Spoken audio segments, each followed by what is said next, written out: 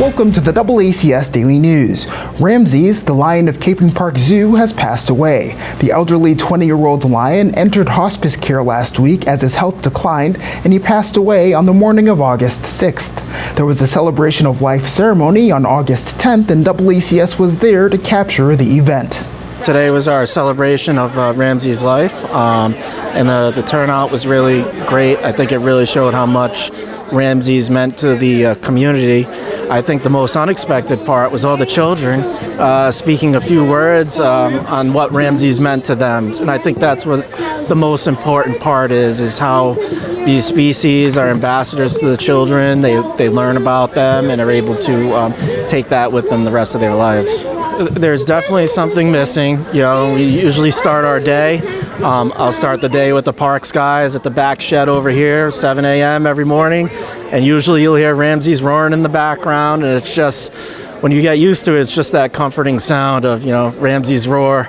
And it's definitely been a little quiet here the past couple days. It's definitely something we will miss. I mean, everyone in the staff knows that when a lion reaches this age, it's inevitable, unfortunately. And just the way things progressed over time from the last couple weeks, Becca, our vet, saw a downward trend, and she recommended that maybe it's time, which is a very difficult decision, but it's a decision that has to be made for the wellness of the animal and the comfort of the animal. I first met Ramses when I was about 12 or 13 years old, and he was about a year and a half, 2 years old, and we were at relatively kind of the same point in our lives, both kind of punk little preteen teenagers. And over the years, kind of watching each other kind of grow up almost in parallel was really special. And Ramses was also a white lion, which is a rare recessive trait of not having the same amount of melanin in their skin and fur. So he still had pigment in his eyes. He had those really beautiful pale blue eyes.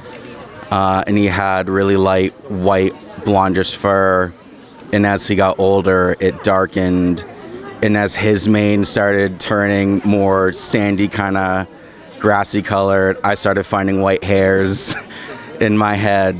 But he was just truly special and just such an icon and ambassador for his species.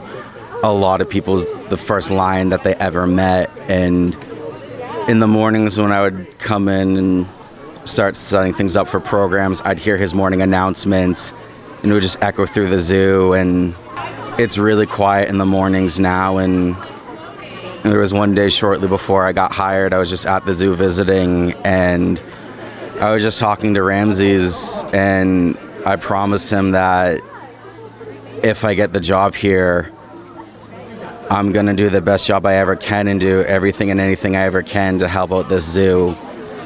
And I'm going to keep that promise to him. Hearing the kids speak was really, it was heavy and it was heart-touching at the same time. It's one of those things that I was inspired by Steve Irwin, Jack Hanna when I was growing up, and there's a quote from Steve, it might be more paraphrasing, but people want to protect the things they love. In coming here to Capron Park, meeting Ramses, falling in love with him and his species, has inspired countless people to care about animals, to care about wildlife and wild spaces, especially now where wild spaces need more help than ever. It's an endearing part of his legacy that he might not still be here anymore, but he will continue to be ambassador for his species and other species all over the planet.